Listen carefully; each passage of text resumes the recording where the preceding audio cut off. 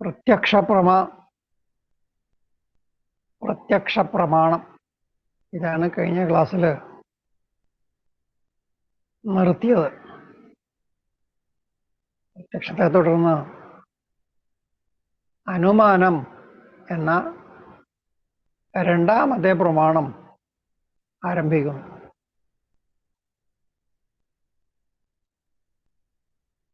അഞ്ചാമത്തെ സൂത്രം ഉണ്ട്. അനുമാനത്തിന്റെ ലക്ഷണം തുടങ്ങുന്നു.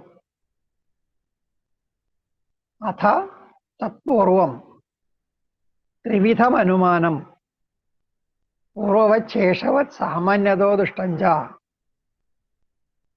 അഥ തത്പൂർവകം ത്രിവിധം അനുമാനം പൂർവവത് ശേഷവത് സാമാന്യതോ ദൃഷ്ടഞ്ച. അഥ ഇനി, അനന്തരം, പ്രത്യക്ഷ പ്രമാണം കഴിഞ്ഞിട്ട് തത്പൂർവകം, അത് പൂർവമായിട്ടുള്ളത്. പൂർവം എന്ന് പറഞ്ഞാൽ മുമ്പേ, അത് മുമ്പ് ആയിട്ട് ഉള്ള അത് എന്നതുകൊണ്ട് പൂർവസൂത്രത്തിൽ പറഞ്ഞ പ്രത്യക്ഷത്തെ പരാമർശിക്കുന്നു. പൂർവകം എന്നാൽ പ്രത്യക്ഷപൂർവകം. പ്രത്യക്ഷം ആദ്യം ഉണ്ടായിട്ട് അതിനെ ആശ്രയിച്ചാണ് അനുമാനം ഉണ്ടാകുന്നത്. പ്രത്യക്ഷത്തെ പിൻപറ്റിയല്ലാതെ അനുമാനം ഉണ്ടാകാൻ സാധിക്കില്ല. സർവതന്ത്ര സ്വതന്ത്രമായിട്ട് പരനിരപേക്ഷമായിട്ട്, അതുകൊണ്ട് തന്നെ പരമമായിട്ട് ഉള്ള പ്രമാണം പ്രത്യക്ഷ പ്രമാണമാണ്. നേരിട്ട് അറിയുക. കണ്ണുരൂപത്തെ അറിയുന്നു, ചെവി ശബ്ദത്തെ അറിയുന്നു, ഇങ്ങനെ അതത് ഇന്ദ്രിയം അതത് വിഷയത്തെ സാക്ഷാത്തായിട്ട് അറിയുന്നു. അങ്ങനെ അറിയാൻ വേറൊന്നിൻ്റെയും സഹായം വേണ്ട. കണ്ണിന് രൂപം കാണാൻ ഒന്നിൻ്റെ ഒരു സഹായവും വേണ്ട. കണ്ണും രൂപം ഉണ്ടായാൽ കണ്ണു രൂപം കണ്ടിരിക്കും. അങ്ങനെ രൂപാദി പ്രത്യക്ഷം ഉണ്ടാകുന്നു. ആ പ്രത്യക്ഷം കണ്ണ് മുതലായ ഇന്ദ്രിയങ്ങൾക്കാണ് ഉണ്ടാകുന്നത്. അപ്പൊ അത് ഇന്ദ്രിയ പ്രത്യക്ഷം ആണ്. അതുകൊണ്ട് ഇന്ദ്രിയങ്ങളാണ് പ്രത്യക്ഷ പ്രമാണം എന്ന് പറയും. അങ്ങനെ ഉണ്ടാകുമ്പോൾ ആ കണ്ണിലുണ്ടാകുന്ന രൂപനിശ്ചയം, ചെവിക്കുണ്ടാകുന്ന ശബ്ദനിശ്ചയം, ഇതിനെയെല്ലാം വ്യവസായം എന്ന് പറയുന്നു. വ്യവസായം തീരുമാനം. കേൾക്കുന്ന ശബ്ദം എന്താണ്, ഈ കാണുന്ന രൂപം എന്താണെന്നൊക്കെയുള്ള തീരുമാനമാണ് വ്യവസായം. അതിനെ തുടർന്ന് പിന്നെ അതിൻ്റെ പൊരുൾ എന്താണ് എന്ന വിചാരം വരുന്നു. അതിൽ കൂടിയാണ് ആ ജ്ഞാനം പൂർത്തിയാവുന്നത്. അപ്പൊ അവിടെ പ്രതിഭ, പൂർവജ്ഞാനം ഇതെല്ലാം പ്രവർത്തനത്തിൽ വരുന്നു എന്ന് പറഞ്ഞു. അങ്ങനെ അനുവ്യവസായം ഉണ്ടാവുന്നു. അപ്പൊ നീലാകാശം മുകളിൽ കണ്ടാലും വാസ്തവത്തിൽ നീലാകാശം ഇല്ല എന്ന ജ്ഞാനം കൊണ്ട് ആ കാഴ്ച ബാധിച്ചു പോകും. ആ പ്രത്യക്ഷം വെറും ഭ്രമമാണ്, അത് സത്യമല്ല എന്ന് വരും. കടൽവെള്ളത്തിന്റെ നീല നിറം അതുപോലെയാണ്, മരീചികയിലെ ജലം അതുപോലെയാണ്. അതെല്ലാം പ്രാതിഭാസികമാണ്, വാസ്തവത്തിൽ ഉള്ളതല്ല. അങ്ങനെ ഉണ്ടാകുന്ന തീരുമാനം അനുവ്യവസായം, പിന്നീടുണ്ടാകുന്ന തീരുമാനം. ഇന്ദ്രിയങ്ങളിലെ ആ വ്യവസായം, അതിനെ തുടർന്ന് അനുവ്യവസായം ഉണ്ടാകുന്നു. ഈ അനുവ്യവസായം എവിടെയാണ് ഉണ്ടാകുന്നത്? അനുവ്യവസായം ഉണ്ടാകുന്നത് ഇന്ദ്രിയത്തിലല്ല, അതുണ്ടാകുന്നത് മനസ്സിലാണ്. അപ്പൊ ആത്യന്തികമായിട്ട് എല്ലാ ജ്ഞാനവും ഉണ്ടാകുന്നത് ബോധത്തിലാണ്, മനസ്സിലാണ്. അനുവ്യവസായം എപ്പോഴും ബോധത്തിലാണ് ഉണ്ടാകുന്നത്. അതുകൊണ്ട് എല്ലാ ജ്ഞാനവും ആത്യന്തികമായിട്ടും മാനസപ്രത്യക്ഷമായിട്ട് വരുന്നു.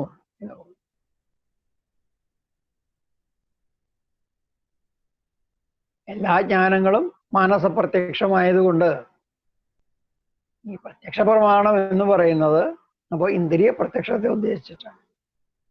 ഇന്ദ്രിയങ്ങളുടെ നേരെ വിഷയം വന്നിട്ട് ഇന്ദ്രിയങ്ങളെ കൊണ്ട് ആ വിഷയത്തെ അറിയുമ്പോൾ മാത്രമാണ് പ്രത്യക്ഷം എന്നതിന് പേരുണ്ടാകും.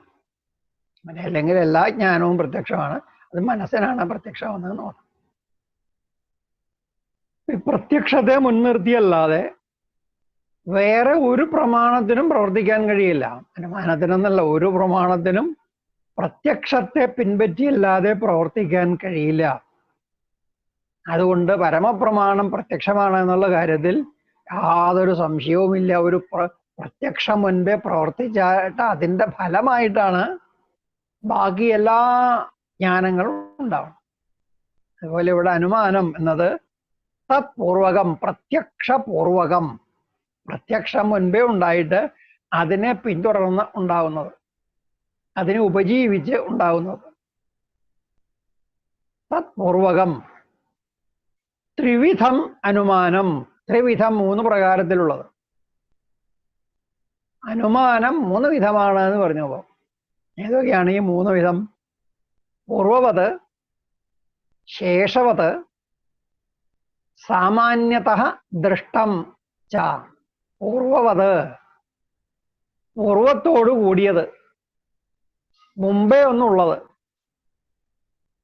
ഒന്ന് മുമ്പേ ഉണ്ടായാൽ അതിൻ്റെ പിൻപേ ഇന്നതുണ്ടാകും എന്ന് കാര്യകാരണ നിയമം. കാര്യകാരണ സംബന്ധമുള്ളിടത്താണ് ഈ പൂർവവത്ത് ശേഷവത്ത് എന്ന 2 അനുമാനങ്ങളും പ്രവർത്തിക്കുന്നത്. അപ്പൊ പൂർവത്ത് എന്നാൽ പൂർവത്തോട് കൂടിയത്. പൂർവത്തോട് കൂടിയത് എന്താണ്? പൂർവത്തോട് കൂടിയത് ശേഷമാണ്. ഇതല്ല, പൂർവമായത് കാരണവും ശേഷമായത് കാര്യവും. കാരണത്തെ നിർവചിക്കുന്നത് കാര്യനിയത പൂർവവർത്തി കാരണം. കാര്യനിയത പൂർവവർത്തി കാരണം. കാര്യനിയമം, കാര്യത്തിൽ നിയതമായിരിക്കുന്നത്. ഇത് ഇന്ന കാരണത്തിൻ്റെ കാര്യമാണ് എന്ന നിയമം ഉള്ളത്. അതുവഴിയാണ് കാര്യകാരണ ബന്ധം ഉണ്ടാകുന്നത്. അപ്പൊ കാര്യനിയതം എന്ന് പറഞ്ഞാൽ ഇത് ഇന്ന കാര്യത്തിൻ്റെ കാരണമാണ് എന്ന ആ സംബന്ധമാണ് കാര്യനിയതത്വം. കാര്യനിയതത്വം ഉള്ളപ്പോൾ പൂർവവർത്തിത്വം എന്ന് പറഞ്ഞാൽ കാര്യത്തിന്റെ പൂർവവർത്തിത്വം, കാര്യത്തിന് മുമ്പേ ഉണ്ടായിരിക്കുക. കാര്യത്തിന് ശേഷം ഉണ്ടാകുന്നത് കാരണമാവാൻ കഴിയില്ല. കാരണം മുൻപേ ഉണ്ടായിട്ട് പിന്നീട് മാത്രമേ കാര്യം ഉണ്ടാവാൻ കഴിയുള്ളൂ. അപ്പൊ കാരണം എപ്പോഴും കാര്യത്തിന് മുൻപേ ഉണ്ടാകണം. അപ്പൊ കാര്യനിയതത്വവും കാര്യപൂർവവർത്തിത്വവും ഉള്ളതാണ് കാരണം എന്ന് നിർവചിച്ചു. കാര്യനിയതത്വേ സതി പൂർവവർത്തിത്വം കാരണത്വം. കാരണത്തിന്റെ കാരണത്വം എന്താണ്? കാര്യനിയതത്വം ഉള്ളപ്പോൾ കാര്യപൂർവവർത്തിത്വവും കൂടി ഉണ്ടായിരിക്കുക എന്നതാണ് കാരണത്തിന്റെ കാരണത്വം. അപ്പൊ കാര്യനിയത പൂർവവർത്തി കാരണം. ഇങ്ങനെ കാര്യം ആദ്യമേ ഉള്ള ഒന്നിൻ്റെ ഫലമായിട്ട് ഉണ്ടാകുന്നു, കാരണത്തിൻ്റെ ഫലമായിട്ട് ഉണ്ടാകുന്നു.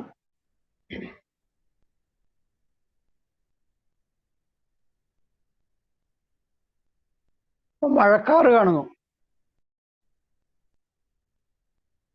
മഴക്കാറ് കാണുമ്പോൾ മഴ പെയ്യുമെന്ന് തൽക്കാലം ഇല്ലാത്ത മഴയെ അനുമിക്കാൻ കഴിയും.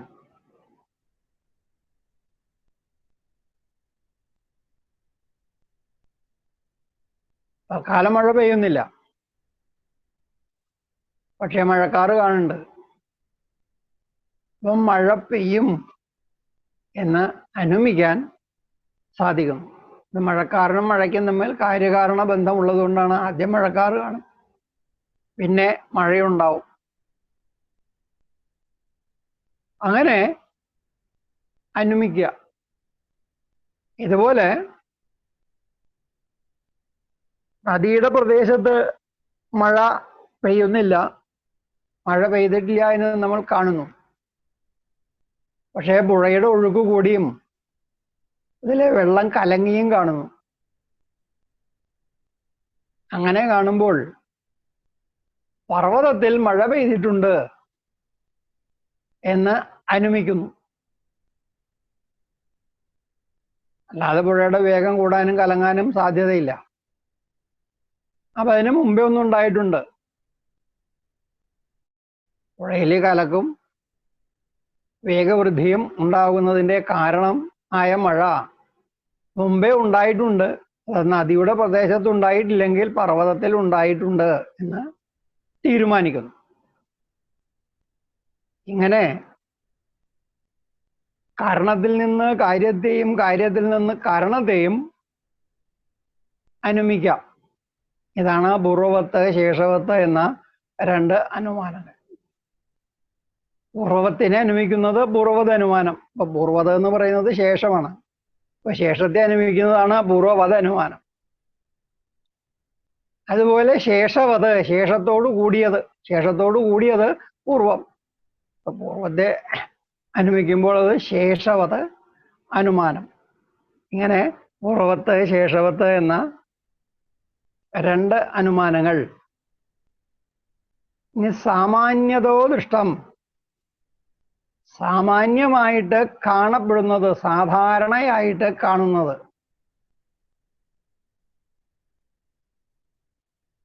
ഉദാഹരണത്തിന് പുകയുള്ളിടത്തൊക്കെ തീ കാണുന്നു, തീ ഇല്ലാത്തയിടത്തൊന്നും പുക കാണുന്നില്ല. അങ്ങനെ തീയും പുകയും എപ്പോഴും അടുക്കളയിലും മറ്റും ഒരുമിച്ച് കണ്ട്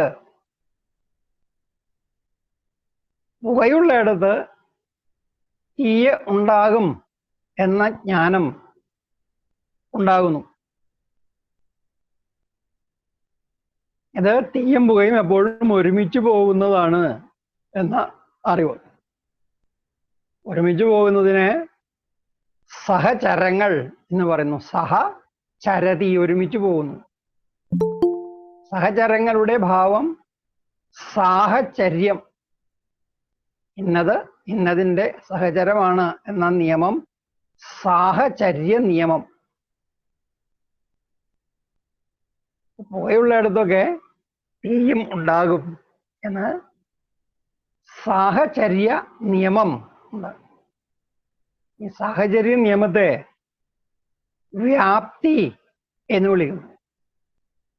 സാഹചര്യ നിയമം വ്യാപ്തി.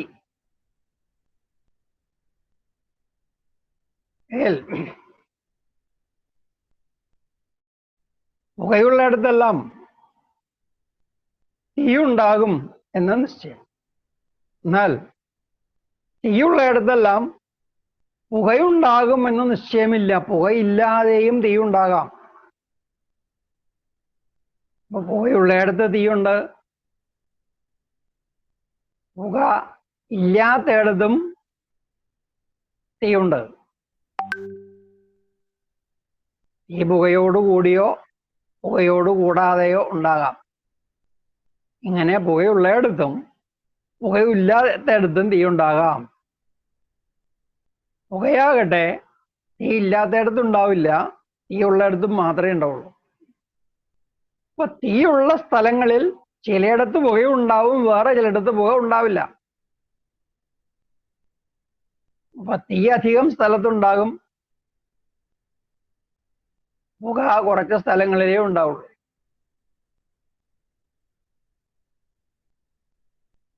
കുറച്ച് സ്ഥലങ്ങളിലുള്ളതിനെ വ്യാപ്യം എന്ന് പറയുന്നു. അധികം സ്ഥലങ്ങളിലുള്ളത് വ്യാപകം.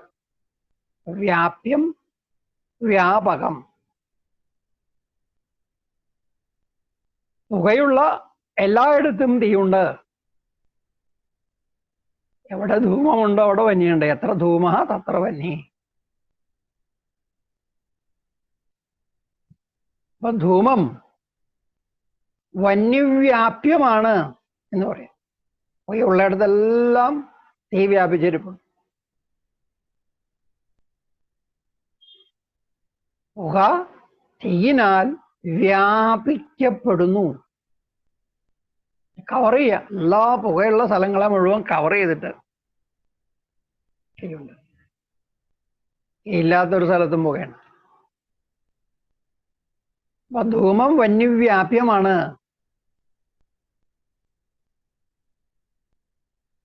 തീയോ തീയ വ്യാപകം, പുകയേക്കാൾ വ്യാപിച്ചിരിക്കുന്നു. പുകയുള്ള ഇടത്തുണ്ടാവും, പുകയില്ലാത്തടത്തുണ്ടാവും. വന്യവ്യാപകം ആണ്, ധൂമം വ്യാപ്യമാണ്. ഇവയ്ക്ക് തമ്മിലുള്ള സംബന്ധം വ്യാപ്യവ്യാപക ഭാവ സംബന്ധം.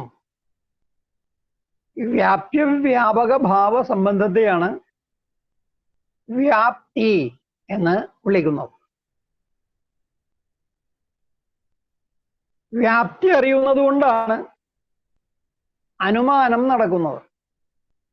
പുക കണ്ടിട്ട് അവിടെ തീയുണ്ട് എന്ന് അറിയാൻ കഴിയുന്നത് പുകയുള്ള ഇടത്തെല്ലാം തീ ഉണ്ടാകുമെന്ന ജ്ഞാനം മുമ്പേ തന്നെ ഉള്ളത് കൊണ്ടാണ്. ഈ ജ്ഞാനം ഇല്ലാത്ത ആൾക്ക് അനുമതി ഉണ്ടാവില്ല. ഈ ജ്ഞാനം എങ്ങനെ ഉണ്ടാവും? പുകയുള്ള ഇടത്തൊക്കെ തീ ഉണ്ടാകുമെന്ന ജ്ഞാനം എങ്ങനെ ഉണ്ടാവും? ഇത് അടുക്കളയിലും മറ്റും പതിവായിട്ട് ഈ തീയും പുകയും ഒരുമിച്ച് കണ്ടുണ്ടായതാണ്. അതായത് അടുക്കളയിലുണ്ടായ പ്രത്യക്ഷം. അടുക്കളയിൽ തീയില്ലാത്തപ്പോൾ പുക ഉണ്ടാകാറില്ല. തീയുള്ളപ്പോൾ മാത്രമേ പുകയുണ്ടാവുള്ളൂ. എപ്പോഴൊക്കെ അടുക്കളയിൽ പുക ഉണ്ടാവുന്നുണ്ടോ അപ്പോഴൊക്കെ തീ ഉണ്ടാവും. തീ ഇല്ലെങ്കിൽ പുക ഉണ്ടാവുകയും ഇല്ല. തീയുള്ളയിടത്ത് പുകയുള്ളയിടത്തൊക്കെ തീയുണ്ട് എന്ന ജ്ഞാനം ഉണ്ടായത് പ്രത്യക്ഷം കൊണ്ടാണ്. അടുക്കളയിലും മറ്റും ഉണ്ടായ പ്രത്യക്ഷം കൊണ്ടാണ് ഉണ്ടായത്. ആ പ്രത്യക്ഷം ഉണ്ടായില്ലെങ്കിൽ അനുമാനം ഉണ്ടാവില്ല. അപ്പൊ വ്യാപ്തി ജ്ഞാനത്തിന്റെ കാരണം പ്രത്യക്ഷമാണ്. പ്രത്യക്ഷ ജ്ഞാനമായിട്ട് വ്യാപ്തി ജ്ഞാനം ഉണ്ടാവുന്നു. ആ വ്യാപ്തി ജ്ഞാനത്തെ ആശ്രയിച്ച് അനുമാനം ഉണ്ടാകുന്നു. അപ്പൊ അനുമാനം ഉണ്ടാകണമെങ്കിൽ മുമ്പേ തന്നെ ഒരു പ്രത്യക്ഷം ഉണ്ടായിരിക്കണം. ഈ വ്യാപക ഭാവ സംബന്ധത്തിന്റെ പ്രത്യക്ഷം ഉണ്ടാകണം, അല്ലാതെ അനുമാനം ഉണ്ടാവില്ല. അതുകൊണ്ടാണ് താത്പൂർവകം, പ്രത്യക്ഷ പൂർവകമാണ് അനുമാനം എന്ന് പറയുന്നത്. അങ്ങനെ അനുമാനത്തിന് പൂർവഗാമിയായിട്ട് വ്യാപ്തിജ്ഞാനത്തിന്റെ കാരണമായ പ്രത്യക്ഷം ഇല്ല എങ്കിൽ അനുമാനം ഉണ്ടാവില്ല. അതില്ലാതെ ആരെങ്കിലും ഒരു അനുമാനം പറഞ്ഞാൽ ആ അനുമാനം തെറ്റാണ്. അത് അനുമാന ആഭാസമാണ്, ശരിയായ അനുമാനമല്ല. പ്രത്യക്ഷം കൂടാതെ അനുമാനം ഉണ്ടാവില്ല എന്ന് തീർച്ച. അതുകൊണ്ടാണ് തത്പൂർവകം ത്രിവിധം അനുമാനം. എങ്ങനെ വ്യാപ്തിജ്ഞാനം? വ്യാപ്തിജ്ഞാനം എന്ന് പറയുന്നത് വ്യാപക ഭാവ സംബന്ധത്തിന്റെ ജ്ഞാനമാണ്. വ്യാപക ഭാവ സംബന്ധത്തെയാണ് വ്യാപ്തി എന്ന് പറയുന്നത്. വ്യാപ്തിജ്ഞാനം പ്രത്യക്ഷം കൊണ്ട് ഉണ്ടാകുന്നു. അതുണ്ടായാൽ അതിനെ ആശ്രയിച്ച് പിന്നെ അനുമാനം ഉണ്ടാകുന്നു. വ്യാപ്യം കാണുമ്പോൾ വ്യാപകവുമുണ്ട് എന്ന തീരുമാനം വരുന്നു. ഇതിൽ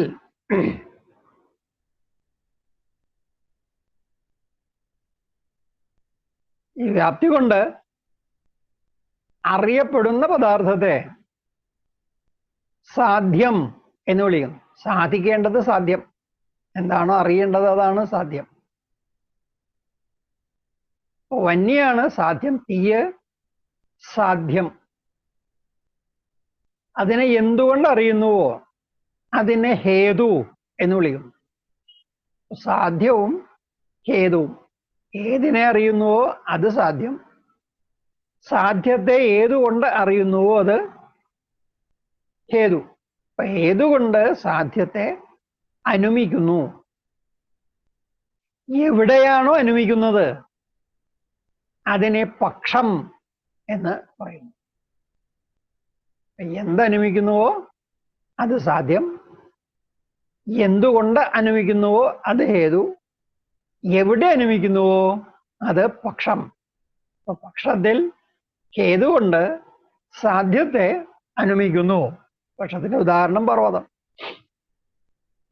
പർവ്വതത്തിൽ താഴെ ഇരിക്കുന്ന ആൾക്ക് തീ കാണാൻ കഴിയുന്നില്ല, പക്ഷെ പുക കാണുന്നു. പർവ്വതത്തിൽ പുക ഉണ്ട് എന്ന് അയാൾ പ്രത്യക്ഷമായിട്ട് അറിയുന്നു. പർവ്വതം പ്രത്യക്ഷമാണ്, പുകയും പ്രത്യക്ഷമാണ്, രണ്ടും നേരെ കാണുന്നുണ്ട്. പർവ്വതത്തിൽ പുകയുണ്ട് എന്ന പ്രത്യക്ഷജ്ഞാനം ഈ പർവ്വതത്തിന്റെ ചുവട്ടിലിരിക്കുന്ന ആൾക്ക് ഉണ്ടാകുന്നു. അങ്ങനെ ഉണ്ടാകുമ്പോൾ അയാൾ ഈ വ്യാപ്തി ഓർക്കുന്നു. പുകയുള്ളിടത്തൊക്കെ തീയുണ്ടാകും. ഈ വ്യാപ്തി ഓർക്കുമ്പോൾ ഈ പർവ്വതത്തിൽ പുകയുള്ളത് കൊണ്ട് ഇതിൽ തീയുണ്ട് എന്ന അനുമതി അയാൾക്ക് ഉണ്ടാകുന്നു. ഇവിടെ നിന്ന് നമുക്ക് കിട്ടുന്ന ഗ്രന്ഥങ്ങളിലെല്ലാം ഈ പക്ഷവും ഹേതുവും പ്രത്യക്ഷമാണ് എന്ന അഭിപ്രായത്തിന്റെ നിരാസം കാണാം. അത് മൂലശാസ്ത്രത്തിൽ ഉണ്ടായിരുന്നോ എന്ന് സംശയമാണ്. കാരണം പക്ഷത്തിന്റെയും ഹേതുവിന്റെയും പ്രത്യക്ഷത്വം അനിഷേധ്യമാണ്. പർവ്വതം കാണുന്നു, പർവ്വതത്തിൽ പുകയും കാണുന്നു. അവിടെ വിഷയേന്ദ്രിയ സന്നികർഷമുണ്ട്. കാണുന്നവന്റെ കൺമുമ്പിലാണ് പർവ്വതം, അവിടെ തന്നെയാണ് പുക.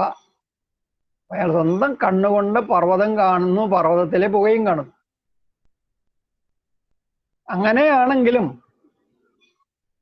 അവിടെ പ്രത്യക്ഷം പറയാൻ പാടില്ല എന്ന അഭിപ്രായമാണ് ഇന്ന് നമുക്ക് കിട്ടുന്ന ന്യായശാസ്ത്ര ഗ്രന്ഥങ്ങൾ ഉന്നയിക്കുന്ന ന്യായം. അങ്ങനെയായാൽ ഈ അനുമിതി എന്ന ജ്ഞാനത്തിൽ സങ്കരം വരും. ഈ ഉണ്ടായ ജ്ഞാനത്തിന്റെ ഒരു ഭാഗം പ്രത്യക്ഷവും വേറൊരു ഭാഗം അനുമിതിയുമാണ് എന്ന് വരും. അപ്പോൾ ഈ പ്രമാണത്തിന് അല്ലെങ്കിൽ ഭ്രമയ്ക്ക് ജാതി ഉണ്ടാവുകയില്ല. ഇതാണ് പറയുന്ന വാദം. ഇതെല്ലാം ഒരുപക്ഷെ നമ്മൾ കണ്ടതുപോലെ നമ്മുടെ പ്രാചീന ശാസ്ത്രങ്ങളിലെല്ലാം ഒരുപാട് പ്രക്ഷിപ്തങ്ങളുണ്ട്, കപടശാസ്ത്രങ്ങൾ കയറ്റിയിട്ടുണ്ട്. അങ്ങനെ ഉപനിഷത്ത് എങ്ങനെയാണ് കയ്യേറി അതിൽ ഉപനിഷത്തിന്റെ 10 12 ഇരട്ടി കപടശാസ്ത്രങ്ങൾ കയറ്റി വച്ചിരിക്കുന്നത് അതുപോലെ ഇവിടെയും നടന്നിട്ടുണ്ടാകാം. അപ്പൊ അനുമതിക്ക് ജാതിത്വം ഉണ്ടാകാൻ വേണ്ടി പ്രത്യക്ഷമായ പർവ്വതത്തെയും, അതായത് സാധ്യത്തെയും, പ്രത്യക്ഷമായ പക്ഷത്തെയും ഹേതുവിനെയും അതും കൂടി അനുമതിയാണെന്ന് പറയണം എന്ന വാദം ന്യായശാസ്ത്രത്തിൽ ഉണ്ടാകാൻ ഇടയില്ല എന്നാണ് വിചാരിക്കേണ്ടത്. പർവ്വതം കാണുന്നു, പുക കാണുന്നു, വ്യാപ്തി ഓർക്കുന്നു, അപ്പോൾ തീയുണ്ട് എന്ന ജ്ഞാനം ഉണ്ടാകും. പക്ഷം, പർവ്വതമാണ് പക്ഷം. എവിടെയാണോ സാധ്യമുണ്ടോ എന്ന് സംശയമുള്ളത് അതാണ് പക്ഷം. സാധ്യസന്ദേഹം ഉള്ളയിടം പക്ഷം. പക്ഷത്തെ നിർവചിക്കുന്നത് സന്ദിഗ്ധ സാധ്യവാൻ പക്ഷ. സന്ദിഗ്ധ സാധ്യവാൻ, സന്ദേഹിക്കപ്പെടുന്ന, സംശയിക്കപ്പെടുന്ന സാധ്യത്തോട് കൂടിയത് പക്ഷം. പർവ്വതത്തിൽ തീ ഉണ്ടോ ഇല്ലയോ എന്ന സംശയമുണ്ട്. തീർച്ചയുണ്ടെങ്കിൽ പിന്നെ ഇനി അനുമതിക്ക് പുറപ്പെടേണ്ട ആവശ്യമില്ല, അനുമാനം ചെയ്യേണ്ട ആവശ്യമില്ല. സംശയമുണ്ട്. അങ്ങനെ എവിടെയാണോ സാധ്യമുണ്ട് എന്ന് സംശയിക്കപ്പെടുന്നത് അത് പക്ഷം. ആ സംശയത്തിന് എങ്ങനെ തീരുമാനം ഉണ്ടാകുന്നു? അത് ഹേതു കണ്ടിട്ടാണ്. പക്ഷത്തിൽ ഹേതു ഉണ്ടായിരിക്കുക എന്നതിനെ പക്ഷധർമ്മത എന്ന് വിളിക്കുന്നു. പക്ഷധർമ്മം, പക്ഷത്തിന്റെ ധർമ്മം, ലക്ഷണം. പക്ഷധർമ്മം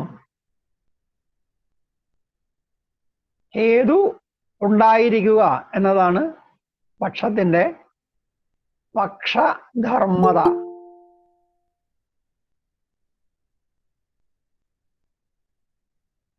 ഇത് ഉടനെ തന്നെ എന്ത് ചെയ്യുന്നു? സാധ്യത്തെ സ്മരിപ്പിക്കുന്നു, പിന്നെ വ്യാപ്തിയെ സ്മരിപ്പിക്കുന്നു. വ്യാപ്തി സ്മരണ. പുകവന്യവ്യാപ്യമാണ്. ഇത് രണ്ടും ചേർന്ന്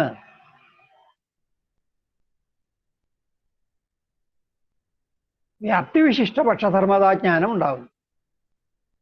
പക്ഷധർമ്മതാജ്ഞാനം പർവ്വതത്തിൽ പുകയുണ്ട് എന്ന ജ്ഞാനം.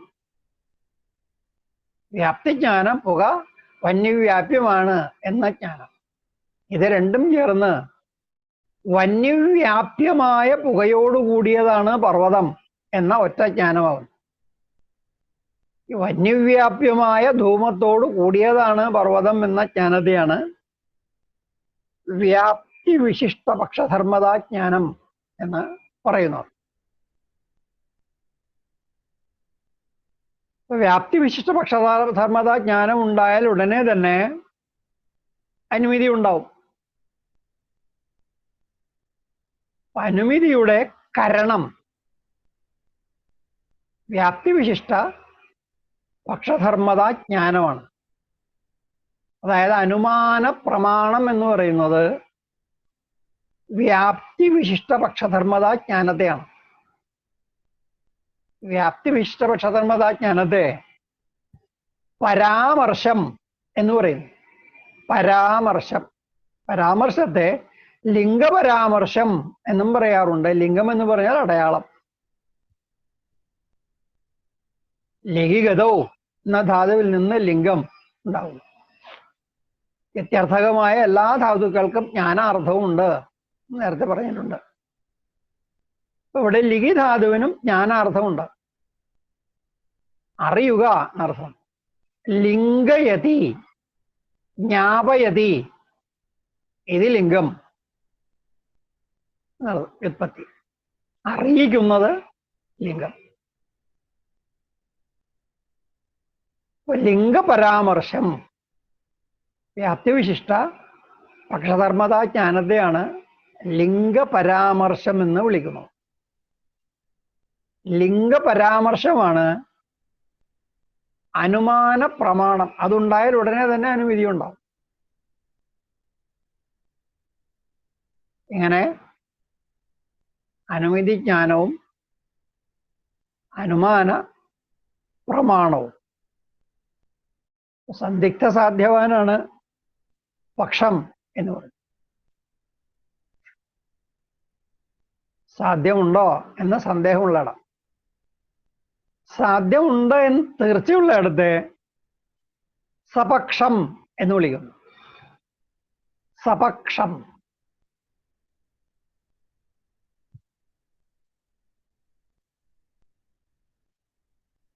ഉദാഹരണത്തിന് അടുക്കള.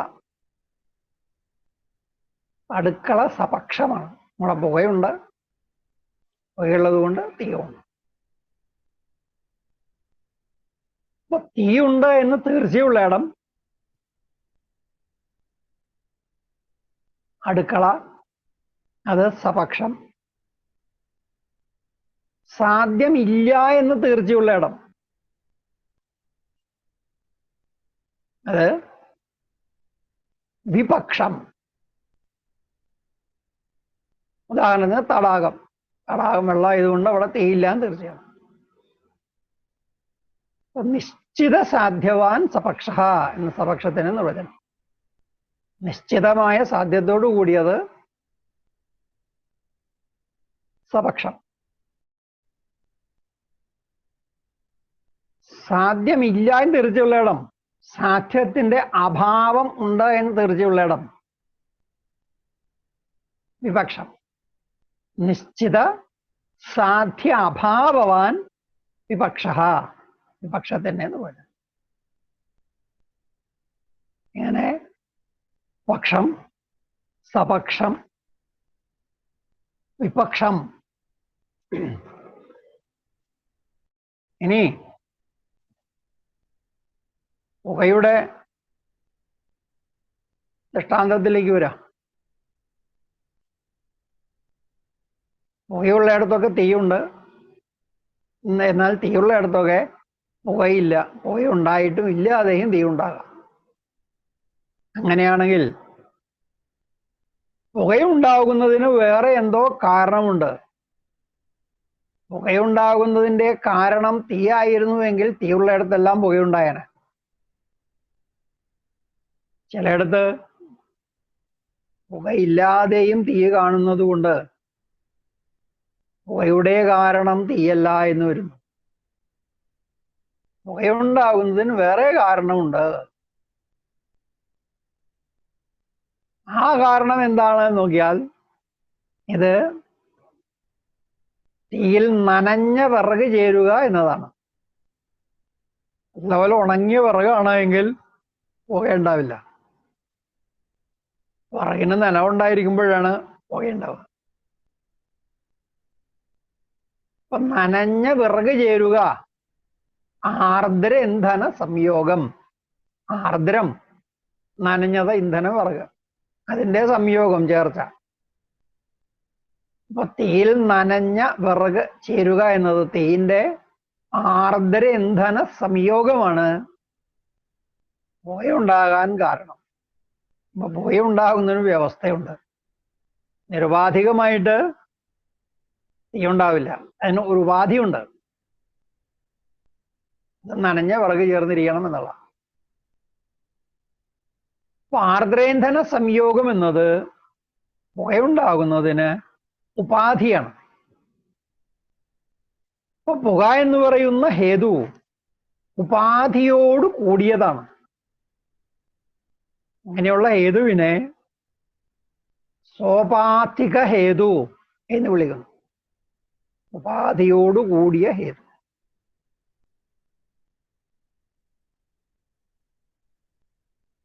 ഉപാധി ഉള്ളത് കൊണ്ടാണ് പുക, ഉപാധിയില്ലെങ്കിൽ പുകയുണ്ടാവുക.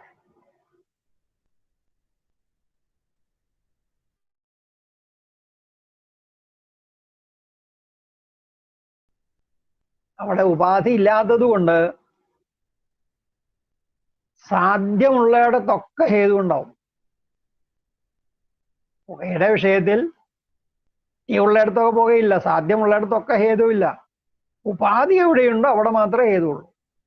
നിരുപാധിക ഹേതുവിൽ സാധ്യമുള്ളയിടത്തെല്ലാം ഹേതുവുണ്ട്. അപ്പൊ രണ്ടും സമവ്യാപ്തമാണ്. വ്യാപ്യ വ്യാപക ഭാവം ഇല്ല അവിടെ, സമവ്യാപ്തമാണ് രണ്ടും. എവിടെ സാധ്യമുണ്ടോ അവിടെ ഹേതുവുമുണ്ട്. എപ്പോഴും അങ്ങനെയാണ്. അങ്ങനെയാണെങ്കിൽ പിന്നെ ഇതിലെ ഹേതു ഏതാണ്, സാധ്യം ഏതാണ് എന്നെങ്ങനെ തീരുമാനിക്കും? പുക കൊണ്ട് തന്നെ അനുഭവിക്കുന്നു. പുക ഹേതുവും വന്യസാധ്യവുമായിട്ട് വരുന്നു. രണ്ടും സമവ്യാപ്തമാണ്. ഹേതു ഉള്ളിടത്തൊക്കെ സാധ്യമുണ്ട്, സാധ്യമുള്ളിടത്തൊക്കെ ഹേതു ഉണ്ടെങ്കിൽ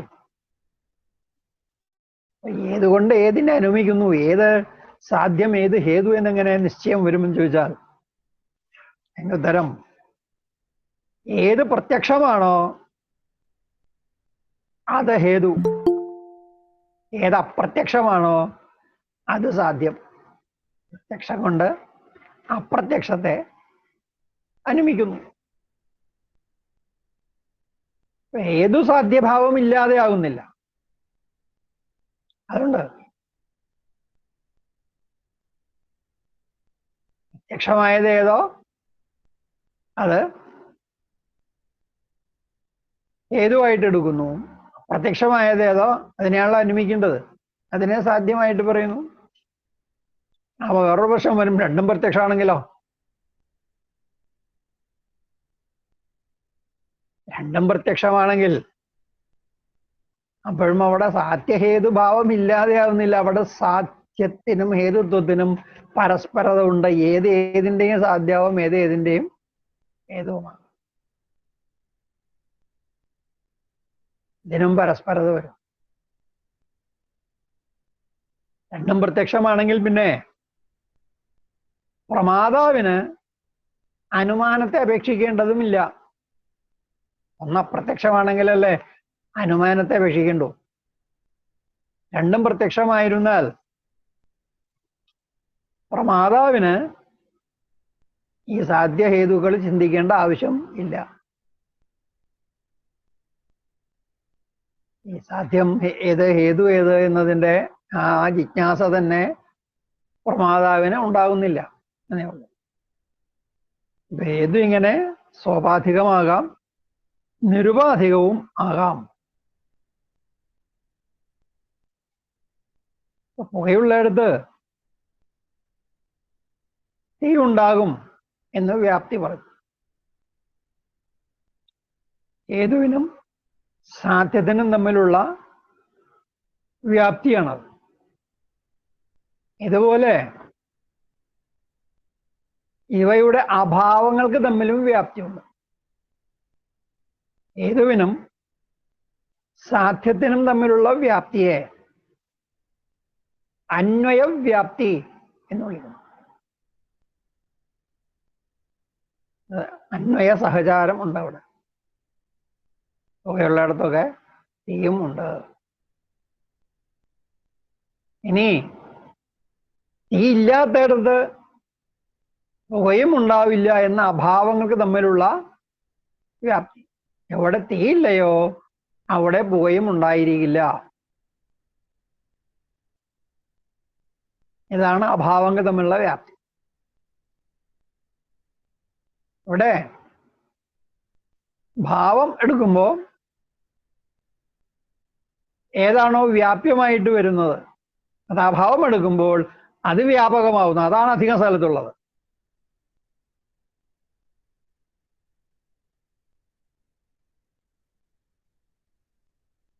പുകയുള്ളിടത്ത് തീയുണ്ട്, പുകയില്ലാത്തയിടത്തും തീയുണ്ട്. അപ്പൊ തീയാണ് അധികം വ്യാപിച്ചിരിക്കുന്നത്. ഇല്ലായ്മയിലേക്ക് വരുമ്പോഴോ ഇല്ലാത്തയിടത്തൊന്നും പുകയില്ല, ഈ ഉള്ളിടത്തും ചിലയിടത്ത് പുകയില്ല. അപ്പൊ ധൂമത്തിന്റെ അഭാവമാണ് അധികം വ്യാപിച്ചിരിക്കുന്നത്. വന്യയുടെ അഭാവത്തെക്കാളും അധികം വ്യാപിച്ചിരിക്കുന്നത് ധൂമത്തിന്റെ അഭാവമാണ്. അപ്പൊ വ്യാപ്യത്തിന്റെ അഭാവം വ്യാപകമായിരിക്കുന്നു, വ്യാപകത്തിന്റെ അഭാവം വ്യാപ്യമായിരിക്കുന്നു. ഇങ്ങനെ അഭാവങ്ങൾക്ക് തമ്മിലുള്ള വ്യാപ്തിയെ വ്യതിരേക വ്യാപ്തി എന്ന് വിളിക്കുന്നു. അന്വയവ്യാപ്തി, വ്യതിരേക വ്യാപ്തി. രണ്ടു തരം സഹചാരം ഉള്ളത് കൊണ്ടാണ്. അന്വയ സഹചാരമുണ്ട്, വ്യതിരേക സഹചാരമുണ്ട്. തീയുള്ളിടത്തൊക്കെ പുകയുള്ളിടത്തൊക്കെ തീ ഉണ്ടാകുമെന്നത് അന്വയ സഹചാരം. തീ ഇല്ലാത്തയിടത്തൊന്നും പുക ഉണ്ടായിരിക്കില്ല എന്നത് വ്യതിരേക സഹചാരം. പുകയുടെയും അന്യയുടെയും കാര്യത്തിൽ ഈ രണ്ട് സഹചാരങ്ങളുണ്ട്. അന്വയ സഹചാരമുണ്ട്, വ്യതിരേക സഹചാരവും ഉണ്ട്. ഇങ്ങനെ അന്വയം കൊണ്ടും വ്യതിരേകം കൊണ്ടും സഹചാരമുള്ള വ്യാപ്തി, അതിനെ അന്വയം വ്യതിരേകി എന്ന് വിളിക്കുന്നു. അന്വയിയുമാണ് വ്യതിരേകിയുമാണ്. രണ്ടു വിധത്തിലും വ്യാപ്തി. ഇതിലൊന്നു മാത്രമുള്ളതും വരാം. അപ്പൊ അന്വയം മാത്രമുള്ളത് എന്താ? അന്വയം മാത്രമുള്ളതുണ്ടെങ്കിൽ അതിനെ കേവല അന്വയി എന്ന് വിളിക്കുന്നു. കേവല അന്വയ സഹചാരം മാത്രമേ ഉള്ളതിന്. ഉദാഹരണത്തിന് കുടം അഭിധേയമാണ്, പ്രമേയത്വം ഹേതുവായിട്ട് എന്നൊരു വ്യാപ്തി പറയും. കുടം അഭിധേയമാണ്, ഘടോ അഭിധേയ. കുടം അഭിധേയമാണ്. അഭിധ എന്ന് പറഞ്ഞാൽ പേര്. അഭിധേയം പേരുകൊണ്ട് പറയാവുന്നതല്ല. കുടത്തെ പേരുകൊണ്ട് പറയാൻ കഴിയും. എന്താ അതിന്റെ ഹേതു എന്ന് ചോദിച്ചു കഴിഞ്ഞാൽ അത് പ്രമേയമായതുകൊണ്ട്. ഇവിടെ ഘടം പക്ഷം, അതിൽ അഭിധേയത്വമുണ്ട്, പ്രമേയത്വവുമുണ്ട്. ഘടം അഭിധേയവുമാണ്, പ്രമേയവുമാണ്. ഏതെല്ലാം പ്രമേയമാണോ അതെല്ലാം അഭിധേയവുമാണ് എന്നാണ് ഇവിടെ വ്യാപ്തി പറയുന്നത്. ഇവിടെ ഇതിന് വ്യതിരേക വ്യാപ്തി കാണിക്കാൻ സാധിക്കുമോ? ഏതും ഇല്ലാത്തടത്ത് സാധ്യം ഉണ്ടാവിരിക്കില്ല എന്ന് കാണിക്കാൻ പറ്റില്ല. കാരണം പ്രമേയമല്ലാത്ത ഒന്നുമില്ല, എല്ലാം പ്രമേയമാണ്. എല്ലാം പ്രമേയമായതുകൊണ്ട് എല്ലാം അഭിധേയവുമാണ്. അതുകൊണ്ട് പ്രമേയത്വം ഇല്ലാത്തതുകൊണ്ട് അഭിധേയത്വവും ഇല്ല എന്ന് വ്യതിരേക സഹചാരം കാണിക്കാൻ കഴിയില്ല. അങ്ങനെ വ്യതിരേക സഹചാരം ഇല്ലാത്തത് കേവല അന്വയി. കേവല അന്വയിയായിട്ടും വ്യാപ്തി ഉണ്ടാകാം, അന്വയ വ്യതിരേകിയായിട്ടും വ്യാപ്തി ഉണ്ടാകാം. ന്യായശാസ്ത്രത്തിൽ പറഞ്ഞിട്ടില്ലെങ്കിലും തർക്കം എന്നൊരു ശാസ്ത്രമുണ്ട്.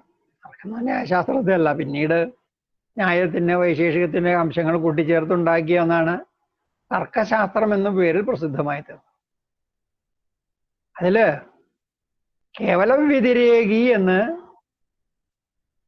മൂന്നാമതൊരു തരം വ്യാപ്തി കൂടി പറയുന്നുണ്ട്. ന്യായശാസ്ത്രത്തിൽ ഇല്ല കേട്ടോ, അത് തർക്കത്തിലേ ഉള്ളൂ. വ്യതിരേക വ്യാപ്തി മാത്രമേ ഉള്ളൂ, അന്വയ വ്യാപ്തി ഇല്ല. അതിന് പറയുന്ന ഉദാഹരണം പൃഥ്വി. പൃഥ്വിക്ക് മണ്ണ് എന്നാണ് അർത്ഥം പറഞ്ഞു കാണുന്നത്. പഞ്ചഭൂതങ്ങളിലെ പൃഥ്വി അത് മറ്റ് 4 ഭൂതങ്ങളിൽ നിന്നും ഭിന്നമാണ്. പൃഥ്വി ഇതരേഭ്യോ ഭിദ്യതേ.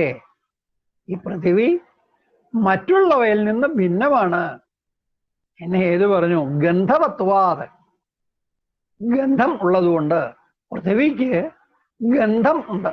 പൃഥ്വിയുടെ ലക്ഷണം വരുന്നത് തന്നെ ഗന്ധമാണ്. ഗന്ധവതി പൃഥ്വി. ഗന്ധമുള്ളത് പൃഥ്വി. വേറൊന്നിനും ഗന്ധമില്ല. അപ്പനോ തേജസ്സിനോ ആകാശത്തിനോ ഒന്നും വായുവിനോ ഒന്നും തന്നെ ഗന്ധമില്ല.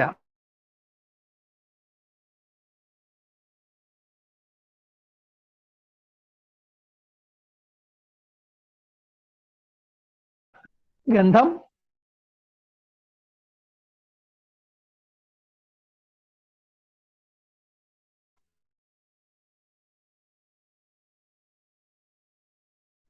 പൃഥ്വി മറ്റു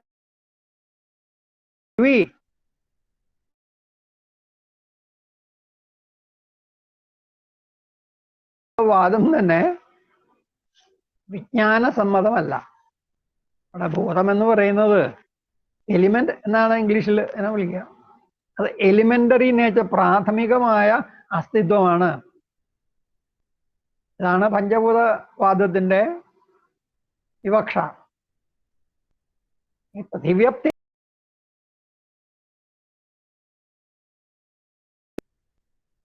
കേവലവ്യതിരേക്ക് വേറെ ദൃഷ്ടാന്തമൊന്നും പറയില്ല. ഈ ഒരു ദൃഷ്ടാന്തം മാത്രമേ പറയുന്നുള്ളൂ. അത് അശാസ്ത്രവും. ഇങ്ങനെ നമുക്ക് തൽക്കാലം തീരുമാനിക്കാം.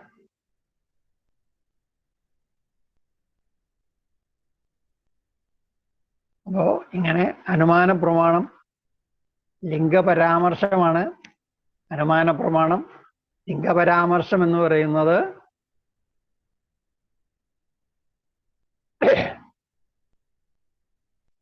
വ്യാപ്തിവിശിഷ്ട പക്ഷധർമ്മതാ ജ്ഞാനം ആണ്. അതുണ്ടായാൽ ഉടനെ തന്നെ അനുമാനം നടക്കും. അതുകൊണ്ട് അതാണ് അനുമാനത്തിന്റെ കരണം. കരണത്തെയാണ് പ്രമാണം എന്ന് പറയുന്നത്. അതുകൊണ്ട് അനുമാന പ്രമാണത്തിന്റെ നിഷ്കൃഷ്ടമായ സ്വരൂപം വ്യാപ്തിവിശിഷ്ട പക്ഷധർമ്മതാ ജ്ഞാനം എന്നതാണ്. വ്യാപ്തിജ്ഞാനമില്ലാതെ അനുമാനം ഉണ്ടാവില്ല, പ്രത്യക്ഷം കൂടാതെ വ്യാപ്തിജ്ഞാനവും ഉണ്ടാകില്ല. അതുകൊണ്ട് പ്രത്യക്ഷത്തെ പിൻപറ്റി പ്രവർത്തിക്കുന്ന, പ്രത്യക്ഷത്തെ ആശ്രയിച്ച് മാത്രം നിലനിൽക്കാൻ കഴിയുന്ന പ്രമാണമാണ് അനുമാന പ്രമാണം. അതുകൊണ്ട് പ്രത്യക്ഷാനുമാനങ്ങളിൽ പ്രത്യക്ഷം എപ്പോഴും മേലെയും അനുമാനം താഴെയുമാണ് എന്ന് തീർച്ച.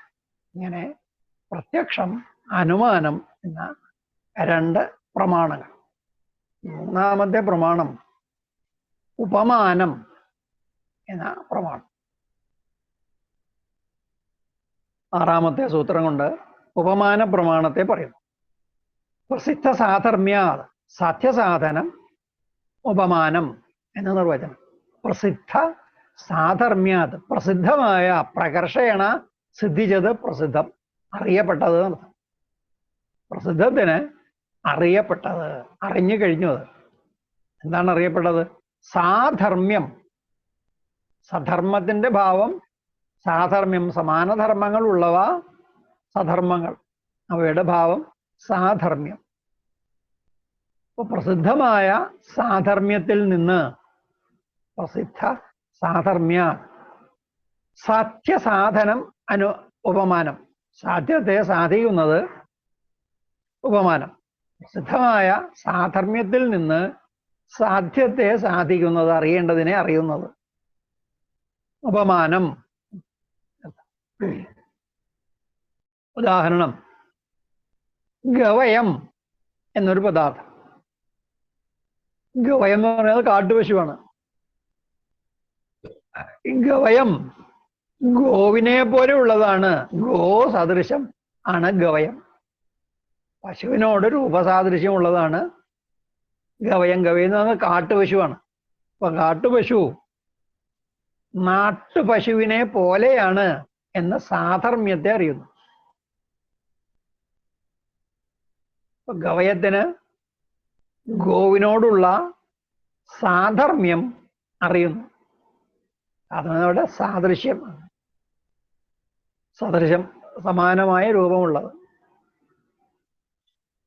അങ്ങനെ ഗോ സാദൃശ്യം ഗവയത്തിലുണ്ട് എന്ന് മനസ്സിലാക്കിയ ആള് പിന്നീട് അതിനെ നേരിട്ട് കാണുമ്പോൾ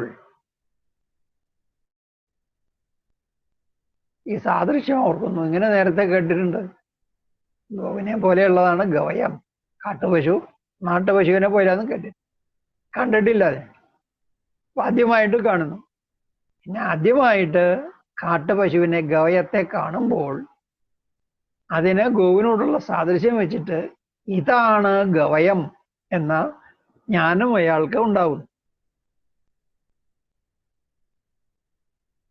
ഇത് ഗവയം എന്നതാണ് അവിടുത്തെ ജ്ഞാനം. അതാണ് ഉപമിതി.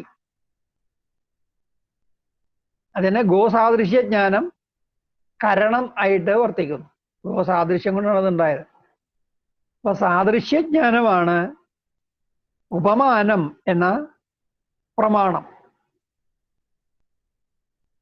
ഇവിടെ വരാവുന്ന ഒരു സംശയം, ഇപ്പൊ ഗവയജ്ഞാനം ഉണ്ടായി എന്ന് പറഞ്ഞു. ആ ഗവയത്തിന്റെ ജ്ഞാനം പ്രത്യക്ഷമായിട്ടാണല്ലോ ഉണ്ടായത്. ചാക്ഷുഷ പ്രത്യക്ഷമാണ് ഉണ്ടായിരിക്കുന്നത് കാണുന്ന ആൾക്ക്. അയാൾ നേരിട്ട് കണ്ടു ഗവയത്തെ. പക്ഷെ ഗവയത്തെ കണ്ടത് കണ്ണുകൊണ്ട് തന്നെയാണെങ്കിലും അത് ഗവയമാണ് എന്ന് അറിഞ്ഞത് എങ്ങനെയാണ്? ഇന്ദ്രിയാർത്ഥ സന്നികർഷം കൊണ്ടാണ് ഗവയത്തെ അറിഞ്ഞത് എന്ന് പറഞ്ഞാലും അത് ഗവയമാണ് എന്ന ഇന്ദ്രിയാർത്ഥ സന്നികർഷം കൊണ്ട് അറിയാൻ സാധിക്കില്ല. അപ്പൊ എന്താണ് നിഷ്കർഷ്ടമായിട്ട് ഉപമാനത്തിന്റെ, ഉപമിതിയുടെ രൂപം? ഉപമിതി ജ്ഞാനം ശരിക്കും എന്താണ്? ഈ പ്രത്യക്ഷമായി കാണുന്ന ഈ മൃഗത്തിന്റെ പേര് ഗവയം എന്നാണ് എന്ന സപ്ഞാ സംബന്ധ ജ്ഞാനം. സപ്ഞി പേരുകാരൻ എന്ന് പറയാം മലയാളത്തിൽ. സപ്ഞ പേരാരുടെയാണോ അത് സപ്ഞി. സപ്ഞയ്ക്കും തമ്മിലുള്ള സംബന്ധം, ഇന്ന സപ്ഞ കൊണ്ട് പറയുന്നത് ഇന്നതിനെയാണ്, ഇന്ന സംജ്ഞയുടെ സംജ്ഞി ഇന്നതാണ് എന്ന ജ്ഞാനമാണ് സംജ്ഞി സംജ്ഞ സംബന്ധ ജ്ഞാനം. ഈ സംജ്ഞി സംജ്ഞ സംബന്ധ ജ്ഞാനമാണ് ഉപമിതി എന്ന ജ്ഞാനം. സമാഖ്യാസംബന്ധ പ്രതിപത്തി ആണ് ഉപമാനം എന്റെ പ്രയോജനം എന്ന് ഭാഷ്യകാരൻ പറയുന്നു. സമാഖ്യാസംബന്ധ പ്രതിപത്തി, സമാഖ്യ പേര്, അതിനോടുള്ള സംബന്ധം, ഈ പേരിനോട് സംബന്ധപ്പെട്ടത് എന്താണ് എന്നതിൻ്റെ പ്രതിപത്തി ജ്ഞാനം. ഒരു പേര് കേട്ടിട്ടുണ്ട്, ആ പേരിനോട് സംബന്ധപ്പെട്ടത് എന്താണ്, അതിൻ്റെ സംജ്ഞ എന്താണ്, ഇത് എന്തിൻ്റെ പേരാണ്, ഈ ജ്ഞാനമാണ് സമാഖ്യാസംബന്ധ പ്രതിപത്തി. സമാഖ്യാസംബന്ധ പ്രതിപത്തിയാണ് ഉപമാനത്തിൻ്റെ പ്രയോജനം എന്ന് ഭാഷ്യകാരൻ പറയുന്നു. ഇങ്ങനെ ഉപമാന പ്രമാണം കൊണ്ടുണ്ടാകുന്ന ജ്ഞാനം ഉപമിതി, അങ്ങനെ പ്രത്യക്ഷം, അനുമാനം, ഉപമാനം എന്ന് 3 പ്രമാണങ്ങൾ പറഞ്ഞു. ഇനി ശബ്ദം എന്ന 4ാമത്തെ പ്രമാണം, അത് വളരെ വിപുലമായ വിഷയമാണ്. അത് അടുത്ത ക്ലാസ്സിൽ തുടങ്ങാം. ഇതിനെ സംബന്ധിച്ച് എന്തെങ്കിലും ചോദിക്കണമെങ്കിൽ ചോദിക്കാം.